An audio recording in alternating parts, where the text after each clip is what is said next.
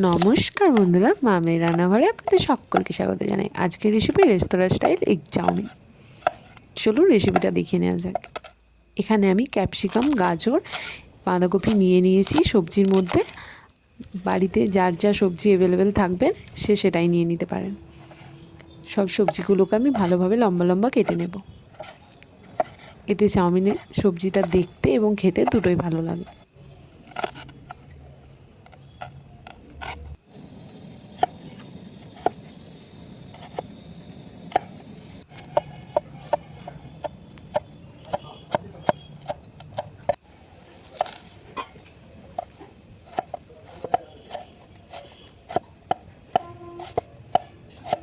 সমস্ত সবজি লম্বা লম্বা কেটে নেওয়ার পর আমি এখানে আদা এবং রসুনটাকে মিহি কুচিয়ে নেব, কারণ আদা আর রসুন মুখে লাগলে সেটা খেতে ভালো লাগে না।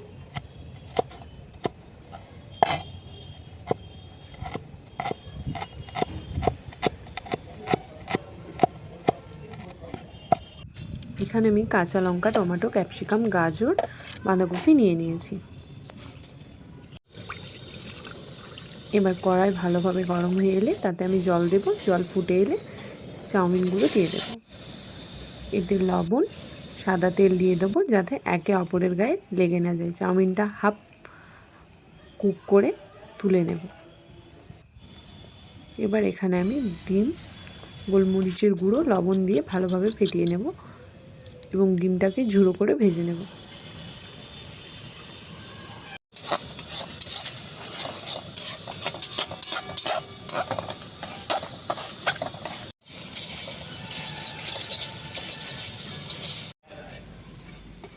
ডিমটাকে তুলে নিয়ে আমি এতে কড়াই গরম করে রসুন কুচনো, আদা কুচনো দিয়ে দেব।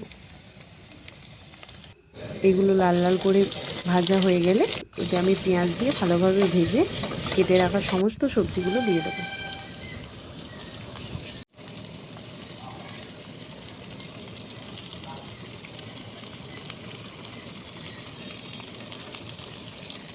সবজিগুলো যাতে ভালোভাবে সেদ্ধ হয়ে যায় এর জন্য আমি একটু লবণ দিয়ে হাই ফ্লেমে সবজি এবং চাউমিন সবটাই হাই ফ্লেমে করব।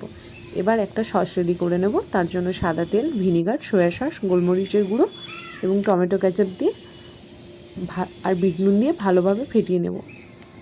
এই রেডি করা সসটাকে চাউমিনগুলো সবজির সাথে ভালোভাবে মিশিয়ে রেডি করা সসটা আমি দিয়ে দেবো। এটা সস দিয়ে ভালোভাবে এবার চাউমিনটা ভেজে নেব এবং ভেজে রাখা ডিমগুলো দিয়ে ভালোভাবে ভেজে নামিয়ে নেব। এবং তড়কা দেওয়ার জন্য এখানে আমি রসুন এবং শুকনো লঙ্কা দেব। এতে চাউমিনের স্মেল এবং খেতে দুটোই ভালো লাগে। তৈরি করে রাখা চাউমিনটা এর মধ্যে ভালোভাবে তড়কা দিয়ে দেব।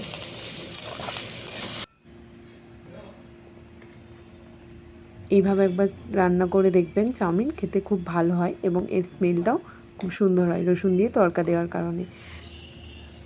ধন্যবাদ পুরো ভিডিওটা দেখার জন্য। মামের রান্নাঘরের পাশে থাকবেন, একটা লাইক অ্যান্ড সাবস্ক্রাইব, কমেন্ট করবেন প্লিজ। ধন্যবাদ।